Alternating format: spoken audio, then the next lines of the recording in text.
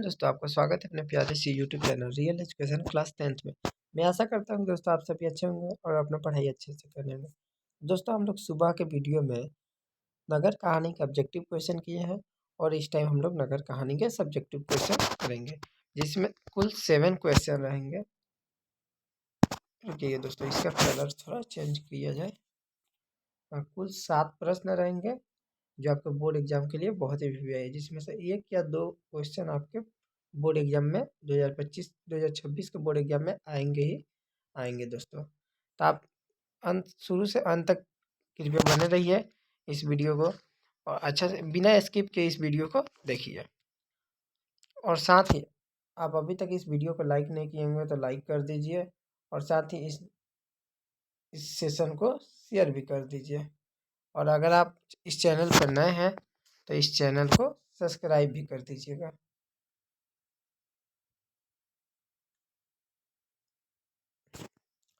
चलिए दोस्तों, अब हम बिना देर किए इस वीडियो को स्टार्ट करते हैं। आपका प्रश्न संख्या 1 है, वली अम्माल का चरित्र चित्रण करें। वली अम्माल कौन थी, उनका चरित्र चित्रण करें। तो आपका सही देखिए उत्तर होगा, वली अम्माल इस कहानी के प्रधान पात्र है। वली अम्माल क्या है, इस कहानी की प्रमुख पात्र है या फिर मेन कैरेक्टर है। वह पूर्ण अशिक्षित और वातावरण से अपरिचित भी है। वली अम्माल जो है वो अशिक्षित है, मतलब बिना पढ़ी लिखी है, और वातावरण से अपरिचित है। वातावरण के परिचित नहीं, अपरिचित है। देहाती वातावरण में रहने के कारण मुखर भी नहीं थी।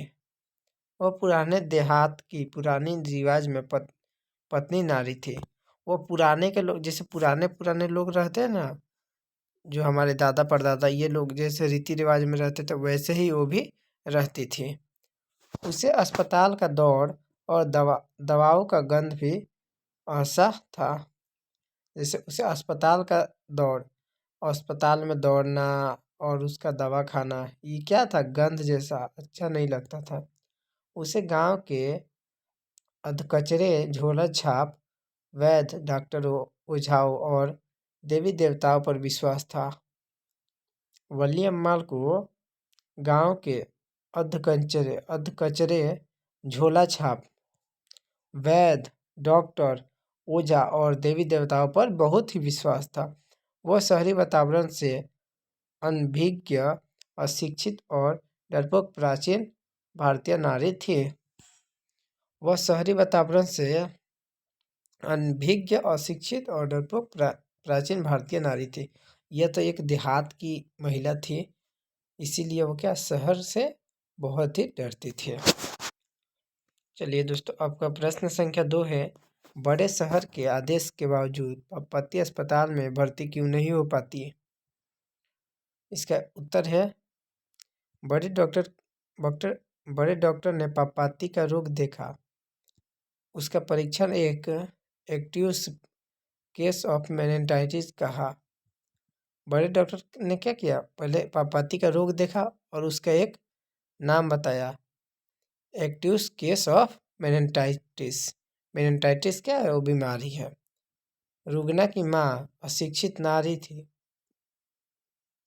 वह न तो अस्पताल की प्रक्रिया जानती थी और न ही किसी से पूछने की हिम्मत ही कर रही।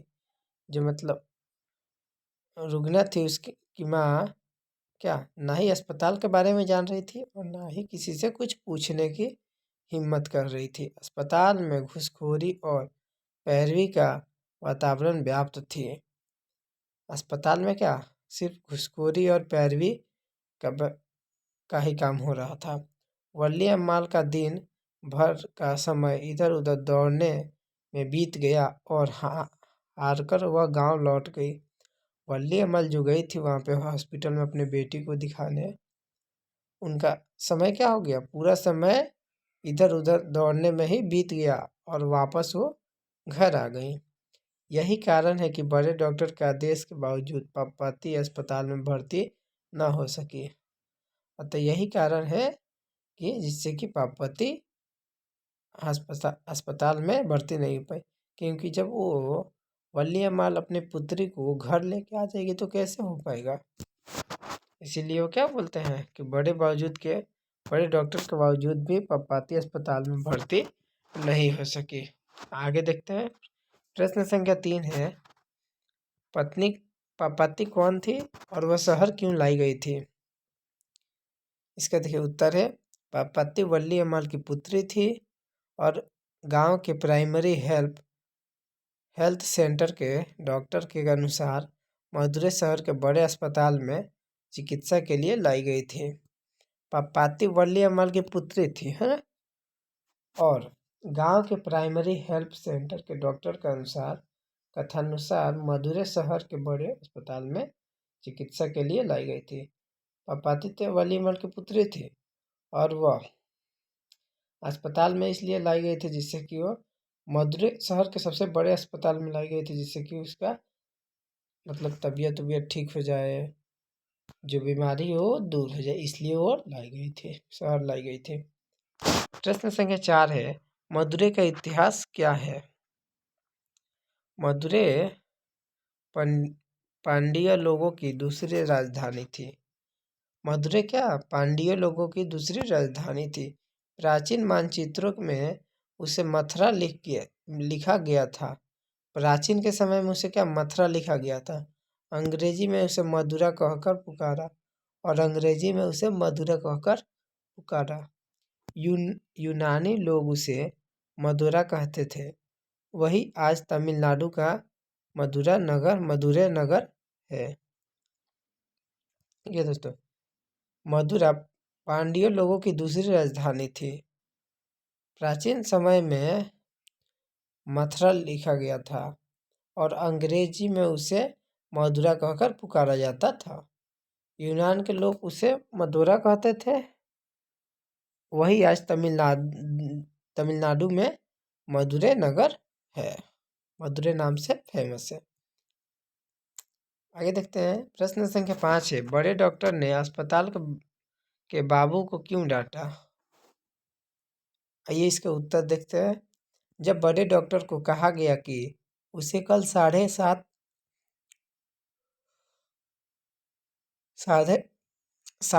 बजे बुलाया गया है तो वह क्रोधित हो उठा, क्योंकि वह पति का परीक्षण कर रोग की गंभीरता जान चुका था।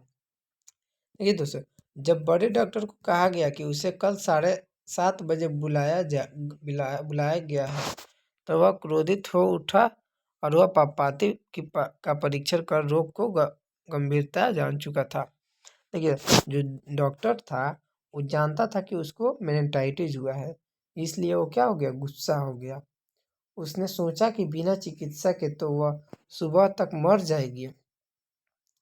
बिना चिकित्सा मतलब डॉक्टर के या फिर चीर फाड़ के, बिना ऑपरेशन के वो क्या हो जाएगी, सुबह तक मर जाएगी। अतः अधीनस्थों को डांटा और रोगी को खोजने के लिए कहा।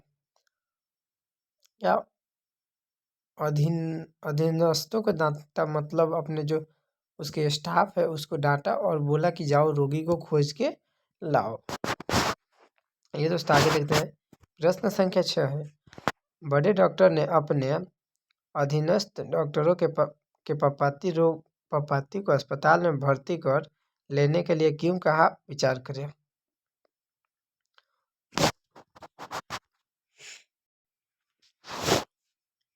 इसका उत्तर है, मदुरै अस्पताल के बड़े डॉक्टर ने पपाती की अच्छी तरह परीक्षा करने के बाद एक्टिव केस ऑफ मेनिंजाइटिस रोग का निर्णय किया। मदुरै के जो मदुरै के शहर के जो बड़े अस्पताल थे उनके डॉक्टर पपाती की क्या अच्छी तरह से जांच किए और बाद में उनको पता चला कि एक्टिव केस ऑफ मेनिंजाइटिस रोग क्या हो गया है, उसको हुआ है, जो बहुत ही खतरनाक था। अतः उससे अपने अधीनस्थ डॉक्टर धनशेखरन को तुरंत एडमिट करने को कहा। जो उसके अधीनस्थ डॉक्टर, जो उसके आसपास के डॉक्टर थे धनशेखरन, उनको क्या बोला कि तुरंत इसको क्या करे, एडमिट कीजिए, भर्ती कीजिए मतलब। दोस्तों प्रश्न संख्या 7 है, नगर शीर्षक कहानी के शीर्षक की सार्थकता पर विचार करें। इसका उत्तर है, नगर कहानी नगर शीर्षक कविता प्रतीक रूप में है। वल्ली अम्माल अपनी पुत्री को लेकर बड़े शहर मदुरै जाती है। तो मरणासन है। मरणासन है। नगर के लोगों रुखे व्यवहार के हैं। नगर शीर्षक कविता के प्रतीक रूप में वल्ली अम्माल अपनी पुत्री को मदुरै के बड़े शहर मदुरै ले जाती है दवा कराने के लिए। नगर के लोग रूखे व्यवहार के हैं। उसी एक स्थान पर खड़ा होकर रोने भी नहीं देते। गांव के एक दूसरे का ख्याल रखते हैं। अतः अव्यवहारिक जीवन शैली का प्रतीक नगर शीर्षक सार्थक है। अव्यवहारिक जीवन शैली, अव्यवहारिक जीवन जो मतलब व्यवहार में ना हो, अव्यवहार हो, व्यवहार से अलग हो, उसी को क्या अव्यवहारिक जीवन शैली का प्रतीक ही कारण ही क्या है, नगर इस शीर्षक का नाम है। दोस्तों ये 7 VBI ऑब्जेक्टिव क्वेश्चन थे। आप हमें ये बताइएगा आप 7 में से कितने क्वेश्चन हैं जिसको आप पहले से जानते हैं और जिसका प्रैक्टिस आप कर चुके हैं, तो आप कमेंट कीजिएगा दोस्तों। आइए दोस्तों और कुछ एक्सटर्नल बातें जाना जाए। दोस्तों अगर आप अभी तक हमारे PDF नोट्स नहीं लिए होंगे तो आप इस नंबर पे कॉल कीजिए या फिर मैसेज 85 398 71 728 इस नंबर पे आप व्हाट्सअप भी कर सकते हैं। व्हाट्सअप या फिर कॉल कीजिए दोस्तों। हम आपको फुल्ली PDF नोट्स देंगे मात्र 19 रुपये में। मात्र 19 रुपये में आपको हम क्या करेंगे, फुल PDF नोट्स प्रोवाइड करेंगे जो आपके बोर्ड एग्जाम से बहुत ही रिलेटेड टॉपिक रिलेटेड रहेगा। तो आप बिना देर किए PDF नोट्स ले लीजिए। देखिए दोस्तों इस PDF नोट्स की बहुत ही विशेषताएं हैं। इस PDF नोट्स से आपका एक भी क्वेश्चन नहीं इधर उधर होगा, ठीक है ना। तो सब क्वेश्चन A to Z आप अभी तक जो भी एग्जाम में देखे होंगे question A to Z question इस PDF में ही रहेगा दोस्तों। अगर नहीं रहा तो मैं आपको PDF फ्री में दूंगा, आप देख लीजिएगा। इसमें क्वेश्चन बहुत ही अच्छा क्वेश्चन होगा। 250-300 PDF कम नहीं होता है दोस्तों। मात्र 29 रुपये में दोस्तों 250 PDF कम नहीं होता है। गारंटी के साथ हम देंगे दोस्तों आपको। तो चलिए आप उस नंबर पे व्हाट्सअप या फिर कॉल कीजिएगा, या फिर कॉल ज़रूर कीजिएगा दोस्तों। हम आपका कॉल या फिर व्हाट्सअप रिसीव करेंगे और हम आपको PDF नोट्स दे देंगे। आपको सिर्फ 29 रुपये कितना है ऐड करना है बस। तो दोस्तों चलिए दोस्तों जाते जाते आप अगर इस वीडियो को लाइक नहीं किए होंगे तो लाइक कर दीजिए और साथ ही इस चैनल से क्या जुड़ जाइए और अपने दोस्तों को भी शेयर कीजिए दोस्तों। चलिए दोस्तों तब मिलते हैं एक नए वीडियो में। तब तक के लिए जय हिंद, जय भारत।